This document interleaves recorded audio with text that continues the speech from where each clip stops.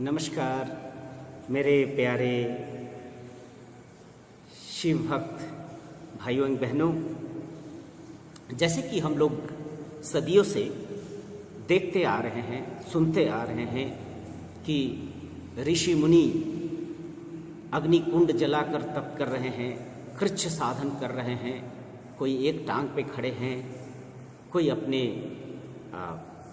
माथा को नीचे करके पैर ऊपर करके तप में लीन है।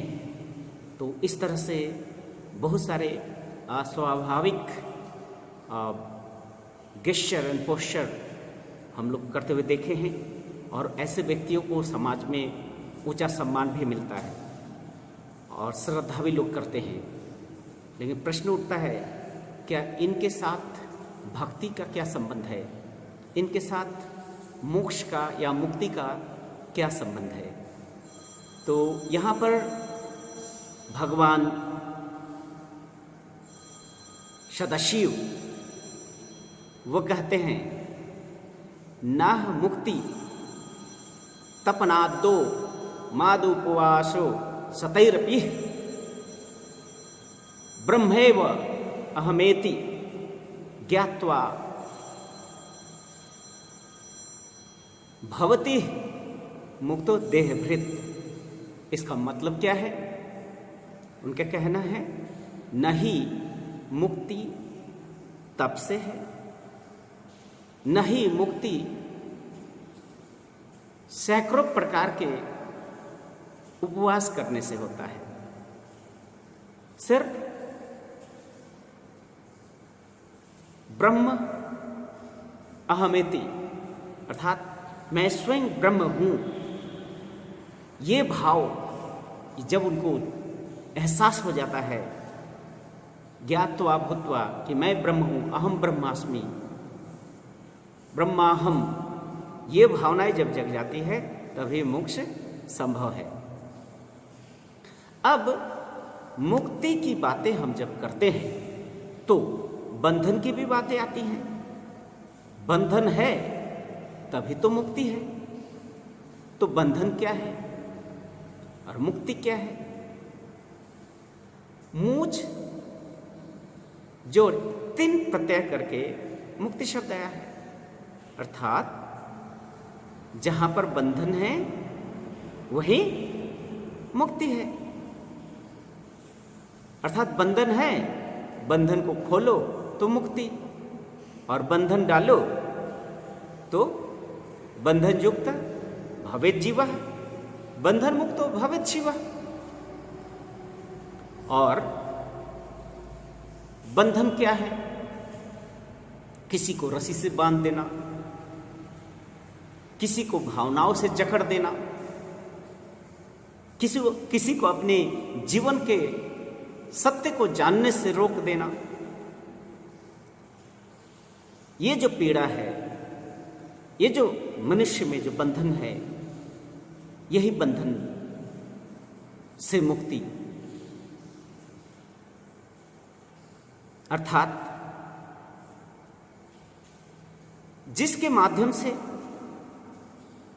बंधन से मुक्ति मिलती है, सामयिक क्षणिक बंधन से मुक्ति मिलती है, उसको कहते हैं अर्थ। और जो स्थायी रूप में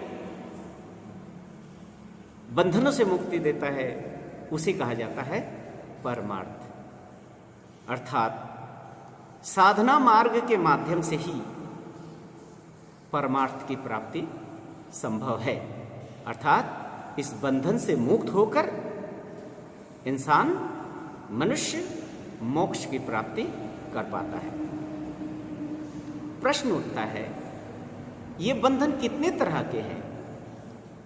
तो भगवान सदाशिव कहते हैं, बंधन मनुष्य के 3 हैं। एक है आधि भौतिक, आधि दैविक और आध्यात्मिक। आधि भौतिक क्या है?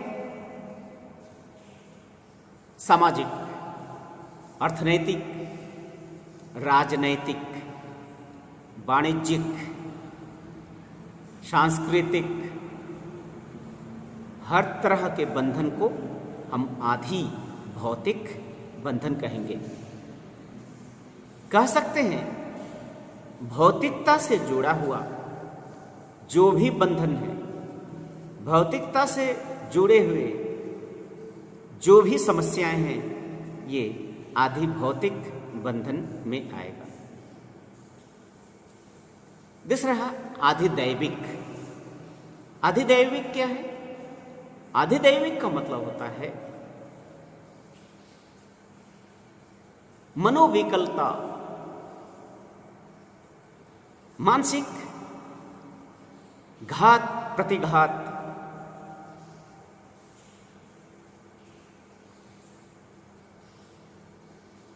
संयम संवृत्ति,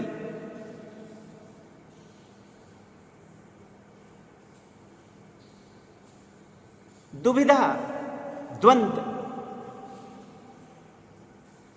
ये सारे मन से जुड़ा हुआ है, इसीलिए इसे कहा जाएगा आधि दैविक। और तीसरा है आध्यात्मिक। आध्यात्मिक पीड़ा क्या है? जब इंसान ये जान लेता है कि मनुष्य जो है ईश्वर से सृष्ट हुआ है, ईश्वर उनके नजदीक है, उनके हृदय में बसे हुए हैं, मन मंदिर में बसे हुए हैं, उनको दुख में सहारा देने वाला, हर व्याधि में उनको साथ देने वाला एकमात्र परम बंधु परम पिता परमेश्वर, वो उसके नजदीक है, फिर भी उसको अपने नजदीक वो देख नहीं पाता है, उन्हें स्पर्श नहीं कर पाता है, अपने हृदय में उस तरह से वो देख नहीं पाता है, अनुभव नहीं कर पाता है। ये जो पीड़ा है ये है आध्यात्मिक पीड़ा।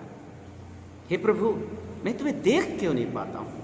तुम मेरे इतने नजदीक हो, फिर भी मैं तुमको समझ नहीं पा रहा हूं। तुम तो मेरे सबसे निकटतम, मेरे मैंपन से भी निकटतम तुम हो प्रभु, मैं तुम्हें देख नहीं पा रहा।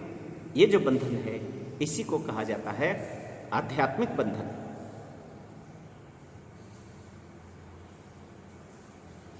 जैसे ये जो बंधन है आधि भौतिक बंधन, इसको कैसे दूर करेंगे? जैसे मान लीजिए कोई व्यक्ति अगर भूखा है तो भूखे व्यक्ति को आप क्या देंगे? कुछ पैसे दे देंगे, तो पैसे से वो अपना खाद्यान्न खरीद लेंगे। बट क्या ये परमानेंट नेचर का हुआ? आज दिए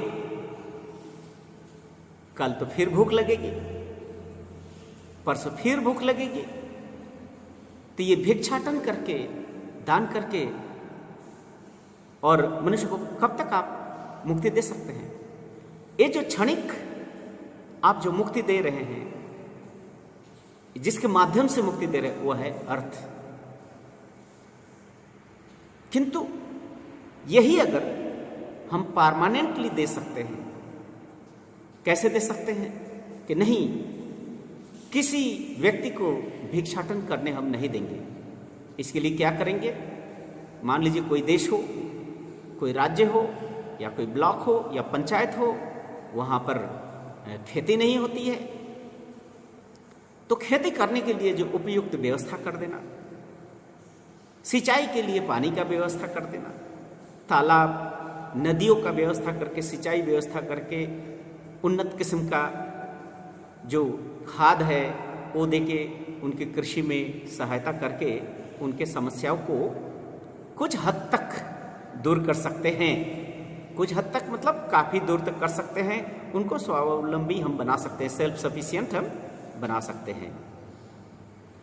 लेकिन मान लीजिए वो जलाशय सूख गया, नदी भी सूख जाती है, वातावरण में जो वाष्प है वो भी सूख जाते हैं। अर्थात आखिर में देखा जाता है वो भी अनंत नहीं है, वो भी परमानेंट नहीं है, वो भी स्थायी नहीं है। लेकिन इस तरह जो आप दुख का उनका निवारण किए, इसको कहते हैं मध्यार्थ। एक हुआ अर्थ, एक हुआ मध्यार्थ। जीवन का लक्ष्य क्या है? जीवन का लक्ष्य परमार्थ। अब ये जो आधि भौतिक जो दुख है, इसको 3 शाखा में हम बांट सकते हैं। 3 शाखा क्या है? पहला है भावगत बंधन, कालगत और स्थानगत। जैसे मान लीजिए आपके मन में कोई एक अंधविश्वास प्रवेश कर दे, एक अंधविश्वासी भावधारा आपके मन में इस तरह से प्रवेश किया हुआ है, जैसे लगता है कि आपके हृदय पर बहुत बड़ा एक पत्थर रख दिया हो। न उस पत्थर को आप हटा पा रहे हैं, न ही आपके मन की वो व्यथा या दुख, वो पीड़ा दूर हो रहा है। समाज में इस तरह के बहुत सारे अंधविश्वास और कुसंस्कार है जो मनुष्य नहीं चाहता है। ऐसा भी देखा गया है, जिसको हम अब तक धर्म मानते आए हैं, लेकिन पता चला कि वो धर्म नहीं है, वो कुसंस्कारों का एक खेल है, कुसंस्कारों का एक समाहार है। तब मनुष्य उस कुसंस्कार के विरुद्ध में लड़ता है, युद्ध करता है। युद्ध करके तो देखा जाता है कि अब तक जो हमने ताश के घर बनाए हुए थे, वो भी किस पर? रेत के ढेर पर। और रेत के ढेर पर ताश का घर बिखर जाता है। और जब तक जिसको धर्म मानते आए हैं, देखा गया अंधविश्वास कुसंस्कार है, वो शोषण का यंत्र है। और ऐसे यंत्र, शोषण यंत्र को चलाने के लिए लोगों को सिखाई जाती है, ऐसा नहीं करो, ऐसा करने से तुम नरक जाओगे, ऐसा करोगे तो तुम्हारा पतन हो जाएगा, ऐसा करोगे तो तुम अंधे हो जाओगे, तुम गूंगे हो जाओगे, ऐसे करोगे तो ये हो जाएगा, तुम्हारा पुत्र संतान मर जाएगा, तुम बर्बाद हो जाओगे। इस तरह से भय पैदा करके लोगों में धर्म के नाम पर शोषण किया जाता है। यह है भावगत मनोजागतिक दुख। यह कष्ट आदमी से दूर नहीं होता है। कल ही हमने एक बहुत कथावाचक के देखा, कथावाचक जिसे एक बच्चा प्रश्न करता है कि गुरुदेव, ये धर्म क्या है? ये हिंदू धर्म क्या है? मैं तो सिर्फ मानवता को मानता हूं,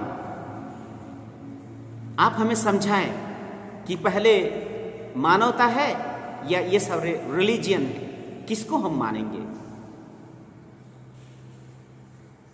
तो इस तरह से देखा गया है कि वो जो तथाकथित जो कथावाचक है, वो कथावाचक उस बच्चे को धमकाता है, उसको मानसिक रूप में प्रताड़ना करने की कोशिश करता है।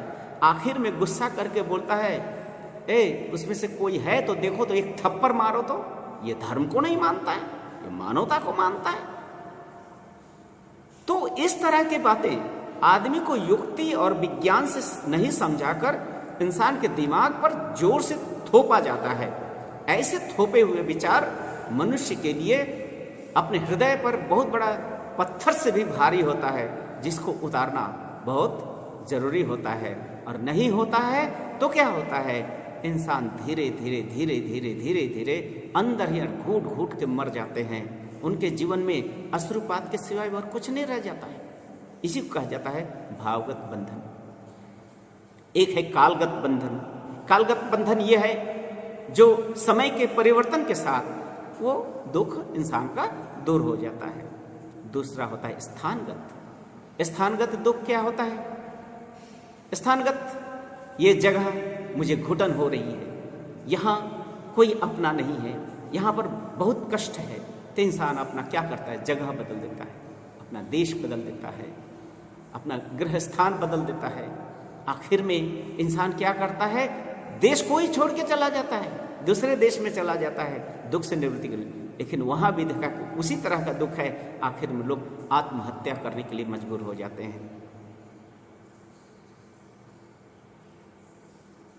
लेकिन इस तरह के दुख से निवृत्ति पाने के लिए इंसान को एक बृहत आदर्श का अनुसरण अगर जीवन में करते हैं तो मनुष्य ये भावगत, कालगत और पात्रगत बंधन से मुक्त हो सकता है। और बृहत आदर्श के अनुसरण करने से मनुष्य देखेगा कि वहाँ पर क्षुद्रता नहीं है, वहाँ पर संकीर्णताएं भी नहीं है, वहाँ पर सिर्फ है सर्व मर्म स्पर्शी दर्शन, सबके कल्याण और सबके उत्थान के लिए है। इस तरह की भावनाएं मनुष्य में आती है अगर बृहत आदर्श की पूर्ति करते हैं। यह आदि भौतिक, ये इस तरह के बंधन है, ये बंधनों से मुक्ति चाहिए। अब प्रश्न उठता है, ये जितने बंधन है, ये सारे बंधनों को हम कैसे दूर करेंगे? क्या तप क्रिया से ये बंधन हो सकता है? यज्ञ हवन से ये बंधन से हम मुक्ति मिल सकती है? क्या अनेक प्रकार का एकादशी, द्वादशी, चतुर्दशी, दुर्गा चतुर्दशी, ये सब करके दूर हो सकता है? तो सबसे पहले तप क्रिया को जानिए। तप है क्या चीज? तपन न मुक्ति, तप तप से नहीं हो सकता है। अब ये तप क्या है? तप का मतलब ही होता है ऊष्मा या था उष्णता, गर्मी, तप। इसीलिए सूरज का एक नाम है तपन, जो ऊष्मा प्रदान करता है, गर्मी प्रदान करता है।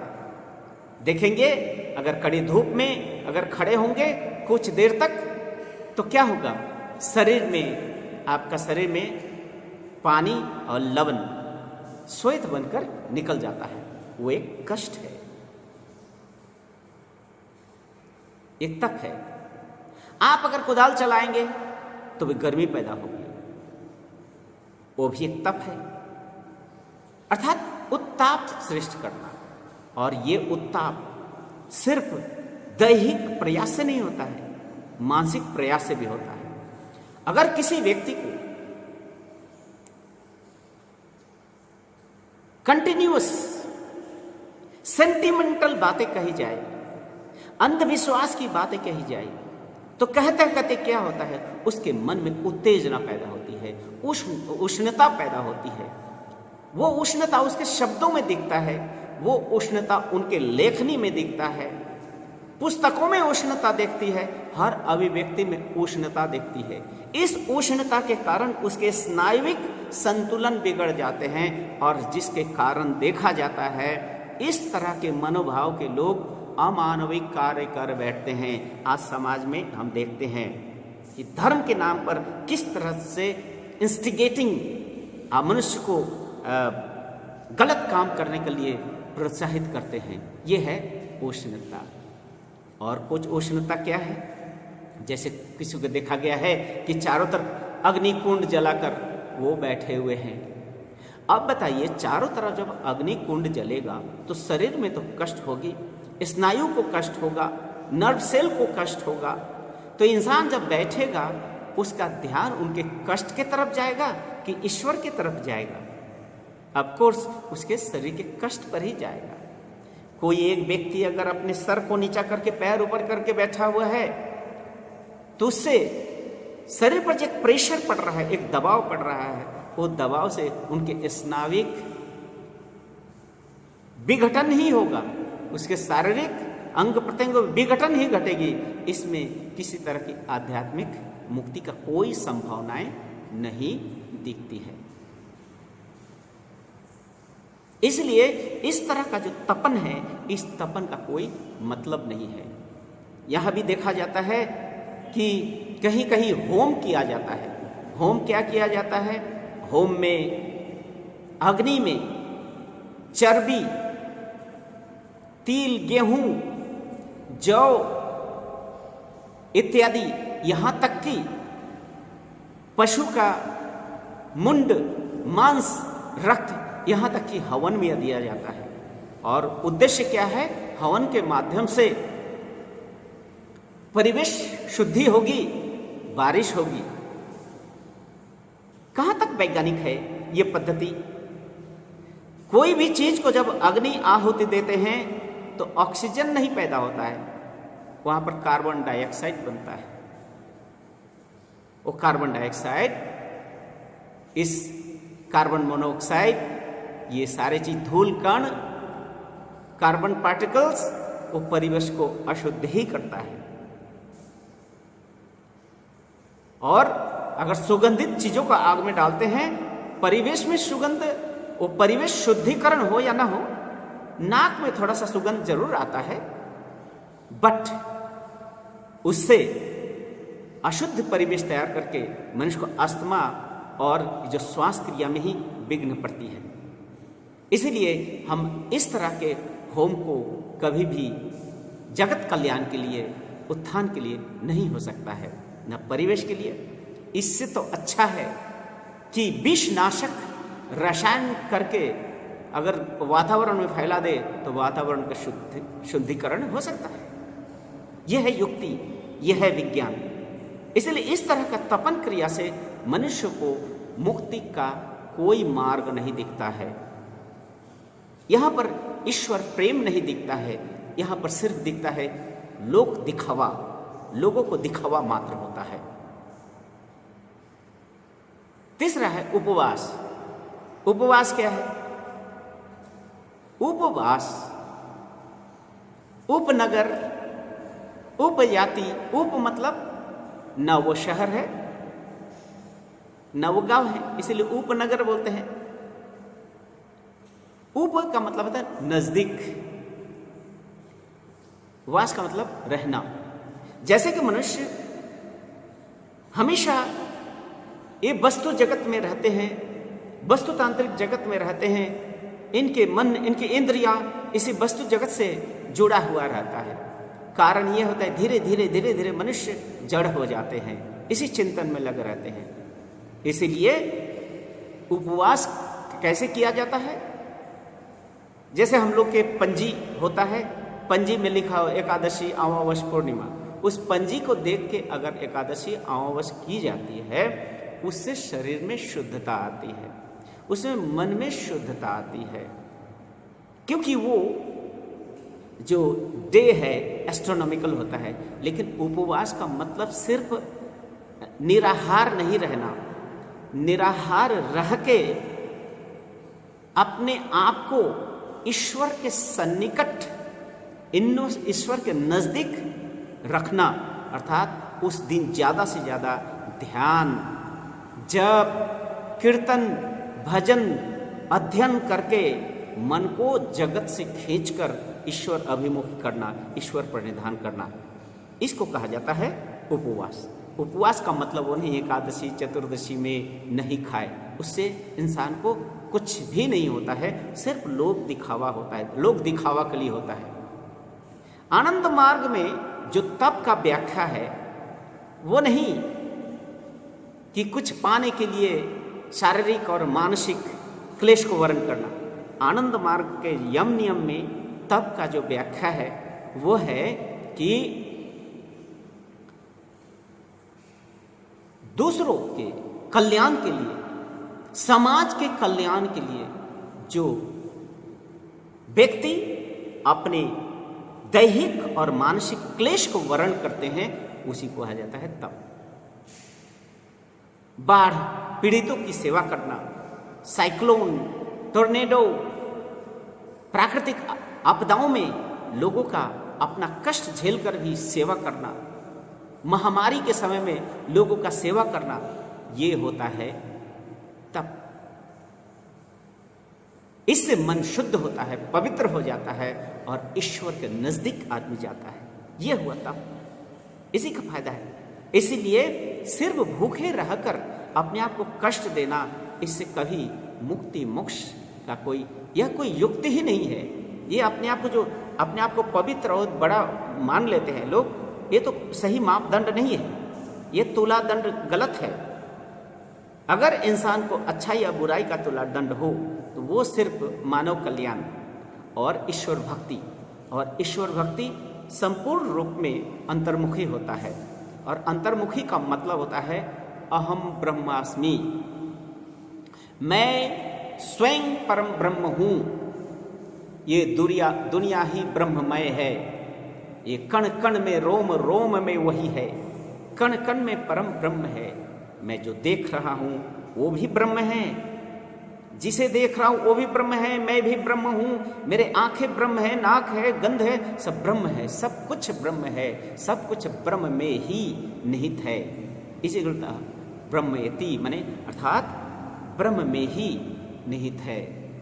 अहम ब्रह्मास्मि, सब कुछ में। ये जो ज्ञान इंसान को जिस दिन हो जाता है तभी इंसान मोक्ष के अधिकारी होते हैं। यही भगवान सदाशिव कहते हैं कि अंधविश्वास कुसंस्कारों के बंधन से निकलो। ये जो तथाकथित लोक दिखावा, जप तप होम, ये सबसे दूर रहो, सिर्फ एकांत में बैठकर ईश्वर भक्ति करो। ये जागतिक सभी कर्मों को करते हुए सुबह शाम अपने मन को उनमें ही बैठा लो, उन्हीं को केंद्र करके तुम सारा कुछ करो, अर्थात तुम ही सब कुछ हो। कहीं एक ऐसी कहानी है कि कहता है कि भाई तीर्थ भ्रमण करके आओ, तीर्थ भ्रमण के तुमको ये मिलेगा वो मिलेगा। तो फिर देखा गया, अरे भाई भगवान सदाशिव यही तो मेरे जीवन के सब कुछ है, यही तो परम तीर्थ है। इसलिए वो भक्त क्या कि भगवान सदाशिव के चारों तरफ भ्रमण कर लिए। एक सिंबॉलिक है, अर्थात वो जो परम शिव पुरुषोत्तम सदाशिव तारक ब्रह्म, वो जीवन के तुम्हारे ब्रह्म रंध्र में है, तुम्हारे गुरु चक्र में बैठे हुए हैं, उनको वहीं पर देखो, उन्हीं के चारों तरफ परिक्रमा करो। ये विश्व ब्रह्मांड उन्हीं के चारों तरफ है, अर्थात हर चीज में उन्हीं को देखो, उनको केंद्र मान कर चलो, तभी जगत का कल्याण होगा, तभी तुम्हें मुक्ति मिलेगी। इसलिए बोला गया है, न मुक्ति तपना दो माँ दो उपवास सतैरपि ब्रह्मैव अहमेति ज्ञात्वा भवति मुक्तो देहभृत। अर्थात भगवान सदाशिव कह रहे हैं, तुम्हें अगर मुक्ति करना है तो लोक दिखावा को छोड़ो, ये ढोंग और पाखंड को छोड़ो, सिर्फ और सिर्फ ईश्वर प्रेम और कीर्तन में डूबे रहो, तभी तुम्हें मुक्ति मिलेगी, सबकी मुक्ति मिलेगी। धन्यवाद, नमस्कार।